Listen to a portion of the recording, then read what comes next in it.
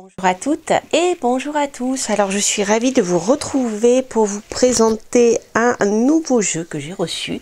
Alors nous allons l'ouvrir ensemble. J'ai pas eu encore le temps de le regarder. Voilà, je vais lancer mon sablier et nous allons regarder ce magnifique jeu qui m'avait appelé. Donc je l'ai trouvé sur Etsy. Je vous mettrai le lien parce que elle en a réédité, puisque je crois que c'est la seconde édition au moins. Il est en rupture. Voilà, alors c'est un jeu qui est dans un pochon en lin, je pense. Et vous avez, voilà, le super jeu dans une magnifique boîte. Alors, je ne sais pas si vous voyez bien. Il y a un bateau en fond. Voilà, on dirait un vieux dessin ancien, parcheminé. C'est vraiment très beau. Et il est doré. Donc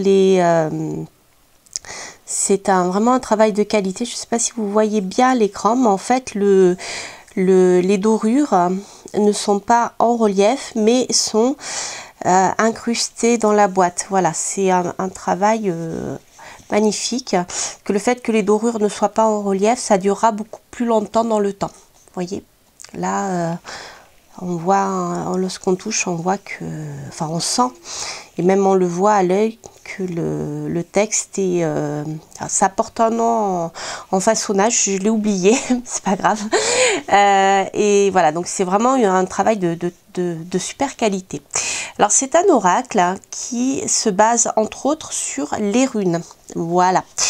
Alors je vais vous le présenter. Donc bien sûr, il y a des petites cartes, des remerciements, très sympa. Et donc je sais que vous aimez bien découvrir le jeu. Donc le petit livret qu'il y a dedans est en anglais et en français. Donc ça, c'est très bien. Il n'est pas uniquement qu'en anglais. Pour ceux qui ne parlent pas suffisamment bien anglais. Ça, c'est vraiment sympa. Alors, je ne sais pas si vous voyez. Vous avez un petit texte ici. Voilà. Sur le pouvoir des runes. C'est vraiment un très beau travail. En fait, c'est marrant parce qu'on dirait un ancien, la boîte ressemble à un ancien, un livre ancien avec, vous voyez, des gravures en fait. Je parle de dessin parce que, voilà, mais c'est dans le temps, c'était des gravures. Et il ressemble à du vieux cuir, vous voyez, voilà, avec des dorures. C'est vraiment, c'est un super boulot, quoi. C'est rien que la boîte, rien que l'objet en lui-même est magnifique. Voilà, donc vous avez le livret. On va le regarder ensemble, on va le découvrir ensemble, donc qui est bilingue. Donc il y a l'explication de chaque rune et des phases lunaires aussi. Voilà, et des tirages. Donc on va les découvrir ensemble. Je vais vous montrer, commencer à vous montrer le jeu qui est comme ceci. Alors il est superbe, alors je ne sais pas si à l'écran vous le verrez bien. Donc il y a, les tranches sont dorées, un peu dans l'esprit vieil or. Voilà, elles ne collent pas ensemble, hein, du tout. Là, chaque rune en fait, et j'essaye de le faire bouger avec la lumière pour que vous voyez. Parce que je ne suis pas sûre que la caméra la capte bien. En fait, chaque rune est dorée. Vous voyez, chaque rune est sur un fond doré plutôt. Alors, à chaque fois, il y a, que je ne dise pas de bêtises, je regarde par rapport aux autres. Ok. Donc, on va voir ce que l'auteur explique. Il y a, là, j'ai Freya, mais je vois que c'est par groupe de cartes. Donc, on va voir ça ensemble. Donc, vous avez, pour commencer, là-haut, vous avez les éléments. Voilà. Alors, on doit avoir les 4 éléments, je suppose. Ou alors, nous avons que... Oui. Nous avons les 4 éléments. Ensuite, nous avons ici le nom de la rune et nous avons les mots-clés. Alors ça, c'est sympa parce que les runes, j'avoue que moi, ça fait un moment que je m'y intéresse. mais par manque de temps, voilà, j'ai pas eu le temps de m'y plonger, donc je suis toujours obligée de regarder dans le livret, et je trouve que, enfin en tout cas moi, ça ralentit la voyance en fait, parce que lorsque vous êtes parti à lire les cartes et que vous devez vous arrêter, chercher dans le livret la signification, ça coupe l'histoire. Donc c'est vrai que les runes, elles ont le même sens, hein, d'une manière générale, hein, même s'il y a plusieurs, si l'alphabet runique a évolué, il s'est modernisé aussi, il y a des choses qui ont été rajoutées, etc. Mais grosso modo, le sens est le même. Donc j'apprécie qu'il y ait ces petits mots-clés, parce que ça permet de retenir la rune. Et là où je trouve que c'est intéressant, c'est que ici, on va trouver des illustrations à l'encre derrière. Vous voyez, c'est de l'encre de Chine, donc qui est diluée, ce qui fait que on est dans les tons un peu gris chaud. Donc c'est très très léger, ça se marie très très bien, et on voit, il y a une image qui donne une signification. Donc c'est pour ça en fait que j'ai acheté ce jeu, parce que j'adore les runes, et mais voilà, par manque de temps pour le moment, je ne peux pas trop travailler avec, et donc c'est dans cet esprit-là que, voilà, que ce jeu est intéressant, je trouve, entre autres. Donc là, vous voyez, par exemple, Féou, on a la santé, l'abondance, vous avez du blé, hein, ici, ou de l'orge, vous voyez. Si je regarde, donc c'est associé à l'élément feu. Donc je confonds toujours le feu et l'air. Ensuite, vous avez ici Ourouz avec la force et la détermination. Alors ici, on voit quelqu'un qui se bat, je crois. Celle-ci est peut-être un peu moins évidente. Turiza avec la force statique, la défense. Je crois que là, nous avons des arbres, hein. Ensuite, en Souze, donc l'inspiration et la sagesse, avec, ça fait penser à l'ermite, hein, vous voyez le personnage qui regarde la lanterne avec le passé. Reido, le mouvement, le voyage avec le bateau. C'est le bateau qu'on trouve d'ailleurs sur la boîte qui est ici. Vous voyez, je ne sais pas si vous voyez bien. Voilà. Alors, donc là, nous avons, je ne vous montrerai pas toutes les cartes, hein, mais je vous en montre certaines. Kénaz, la créativité, avec les deux mains. Je vais peut-être le mettre comme ça, vous le verrez mieux. Hop. Voilà, Gébo, la générosité. On a deux mains qui se serrent. Alors, le dos, je ne vous l'ai pas montré encore, c'est l'arbre de vie. Voilà, alors pour ceux qui aiment tirer les runes à l'envers, vous pouvez tout à fait faire le tirage endroit-envers. Voilà, sinon le format, c'est format carte de tarot. Voilà, elles sont de super qualité d'ailleurs, hein. Elles sont bien plastifiées, elles reviennent bien et elles restent souples. Donc c'est vraiment un super travail de qualité. Alors, comme je le disais, alors Vinjo, la joie et l'harmonie. Donc, on voit un personnage qui se jette dans le vide, non, qui saute. Pas qui se jette dans le vide, qui saute. Vous voyez les taches d'encre. Voilà, Agalaz, destruction, crise.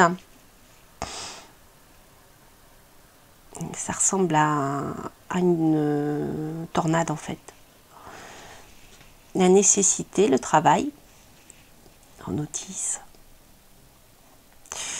Là, on voit deux mains,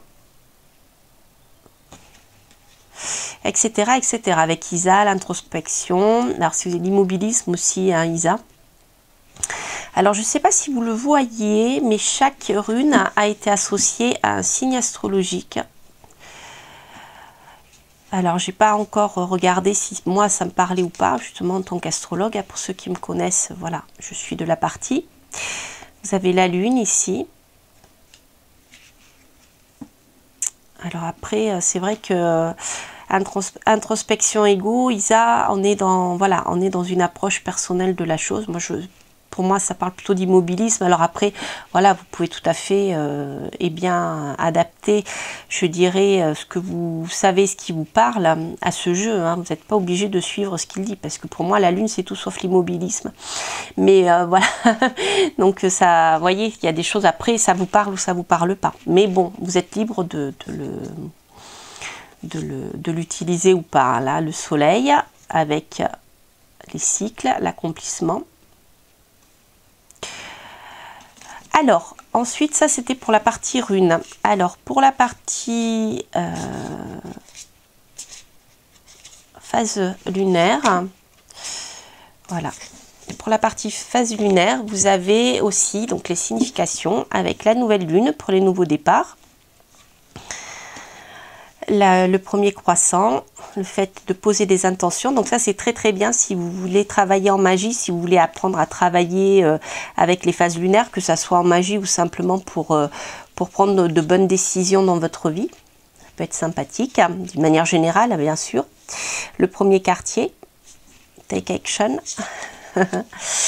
Alors, la lune gibbeuse, croissante.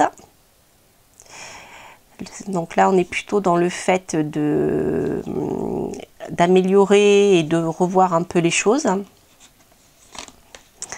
La nouvelle lune, le fait de fêter la récolte.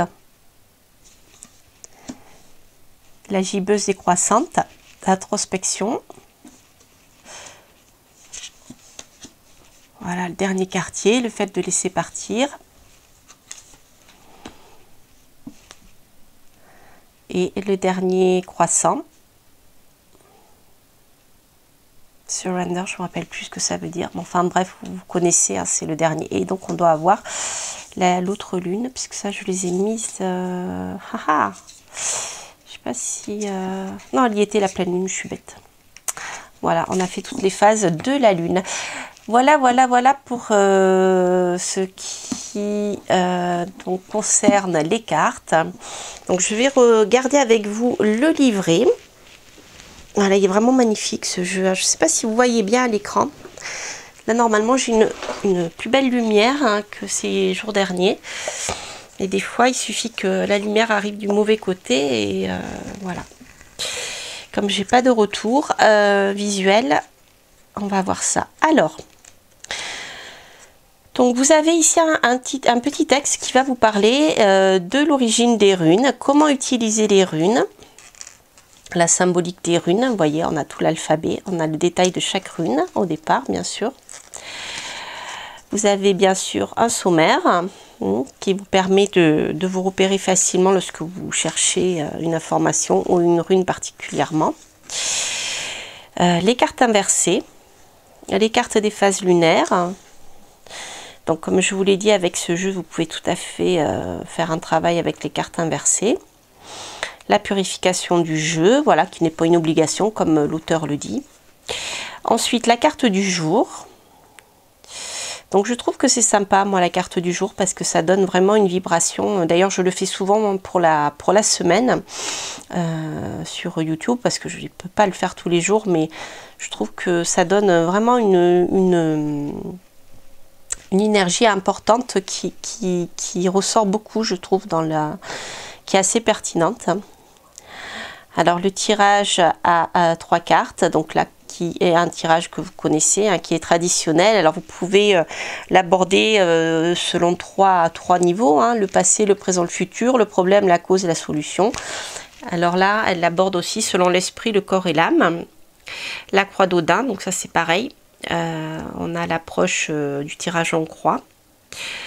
Alors ici, elle l'a abordé avec les points cardinaux plus le milieu. Bon, d'accord, voilà. Ensuite, ça, c'est la voyance à 7 runes. Technique de tirage qui va répondre à la question comment mon destin va-t-il évoluer si. C'est à vous de compléter selon ce que vous voulez savoir. Alors je trouve ça intéressant justement, d'ailleurs c'est un peu, on peut faire la même chose avec le tarot, avec tous les oracles aussi, après l'oracle de Lenormand, etc. Mais ça peut vous aider à prendre une décision Voilà. Et ça vous laisse maître de votre destinée, hein. N'oubliez pas que le tirage de cartes, la voyance et même le tarot et l'astrologie prédictive, c'est une aide à la décision. Les cartes, l'astrologie pose la situation telle qu'elle est au moment où vous posez la question. Après, libre à vous d'y aller ou de ne pas y aller, vous voyez. Donc là, je trouve ça intéressant parce que lorsque vous hésitez entre comment dire, entre deux choix, hein, eh bien, vous pouvez faire un tirage aussi pour chaque choix et vous allez voir grosso modo comment les choses pourraient évoluer si vous partez dans cette direction. Ça peut être voilà, une aide à la décision. Ça ne veut pas dire que vous êtes obligé d'écouter ce que vous dit l'oracle. Voilà. Mais vous avez en tout cas des pistes de réflexion par rapport aux cartes qui seront sorties. Donc ça peut être intéressant à faire. Alors, donc on a le problème, d'accord, avec 2 cartes, avec 2 runes hein, qui se complètent. Les facteurs extérieurs qui interfèrent, les éléments de résolution et quelle est l'issue ou les conséquences. Donc ça c'est intéressant, hein, voilà, pour savoir vers quoi on va. Ensuite vous avez le tirage de la nouvelle lune. Alors le tirage de la nouvelle lune est destiné à déterminer vos intentions pour le cycle à venir, ce qui vous permettra d'apprendre à développer, à les manifester pour la pleine lune. Où en suis-je? Donc la carte numéro 1, où en suis-je dans ma vie en ce moment? Ça, normalement, vous devez le savoir, mais ça vous permet de prendre du recul. Hein. C'est aussi à ça que servent les tirages, bien sûr.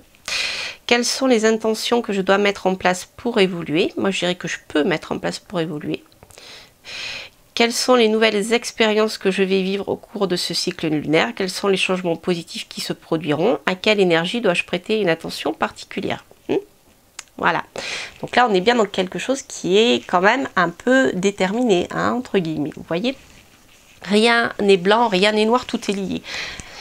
Ça c'est important, c'est important de le comprendre lorsqu'on veut faire une consultation, suivre une consultation quelle qu'elle soit, ou lorsque vous voulez apprendre ces techniques divinatoires. C'est que tout est lié, il y a une partie bien sûr qui est écrite, entre guillemets, et une partie de libre arbitre, voilà, comme je vous l'expliquais tout à l'heure. Alors, ensuite, donc vous avez chaque rune, pour chaque rune vous avez donc les mots-clés que vous trouvez sur la carte. Donc là, Urus, bien sûr, on va parler de l'auroch, hein, la bête sauvage. Alors, ici, dans le petit texte, l'auteur fait un parallèle avec l'évolution, vous voyez, alors que Féhu est le symbole d'un bétail domestiqué, Urus est le symbole du bovin sauvage qui suit son instinct primitif. Donc elle a un petit texte comme ça qui explique bien la symbolique de la carte. Ensuite, nous avons le sens divinatoire avec des mots-clés, la signification inversée, et là, donc comme je vous dis, des correspondances avec des pierres, en astrologie, avec les éléments et avec les arbres aussi, avec des plantes, voilà, et des animaux. Donc ça peut être intéressant, voilà. Voilà, Turiza, la force statique, la défense. Alors Urus représente les forces sauvages contenues en nous. Turiza, issue d'une force statique inerte, appelle à la sagesse et à la maîtrise de ses forces. Voilà, vous avez tout ça. Alors, pour la partie des... Donc, il y a la rune blanche. Justement, je me posais la question. Hein, la rune blanche qui, je crois, est arrivée bien plus tard. Donc, elle est là. Ensuite, vous avez les phases lunaires avec les intentions. Alors, donc vous avez ici un petit texte qui vous explique bien, le fonctionnement lunaire, hein, comment poser ses intentions, etc. Donc là, par exemple, la nouvelle lune, elle va vous dire nouveau commencement. Considérez la nouvelle lune comme un nouveau départ, mais aussi comme un moment de retraite, un moment où vous pouvez reprendre des forces pour commencer. Avec les mots-clés, nouveau départ, renouveau, reprendre de zéro. Premier croissant, définir ses intentions. Le premier croissant représente les intentions, les espoirs, les souhaits. Après avoir renouvelé vos énergies sous la nouvelle lune, vos intentions et vos désirs sont prêts à être plantés. Donc le premier croissant, en général, il intervient après 3 jours de la nouvelle lune, des effets de la nouvelle lune. Donc c'est important aussi de laisser passer ce laps de temps pour pouvoir passer, je dirais, à comment dire, à lancer vos intentions, hein, puisque la lune doit réapparaître. D'accord. Voilà, donc tout ceci est expliqué. Voilà, c'est assez simple, hein, c'est assez court, mais je trouve ça très pertinent si vous voulez travailler justement avec les phases lunaires. Voilà, donc je n'ai pas encore fait de tirage avec. Ce que je vais faire, je vais prendre le temps de me l'approprier, voir s'il n'y a pas des petits détails supplémentaires dans le livret que je n'aurais pas vu. Et puis, je reviens bientôt, bien sûr, pour vous faire un tirage avec ce magnifique oracle qui s'appelle The Runic Odyssey Oracle de Yewaya. Voilà, vous la trouverez sur Etsy. Et le nom de sa boutique, c'est Yewaya. Et donc, son prénom, c'est Eva. Voilà, je vous embrasse, j'espère que cette review vous aura parlé, que ce jeu vous aura plu. N'hésitez pas bien sûr à liker, à vous abonner si vous passez par là, à commenter si ça vous plaît. Et je vous souhaite plein de belles choses pour cette fin d'année. Je vous dis à très bientôt pour de prochaines aventures. Portez-vous bien, bye bye.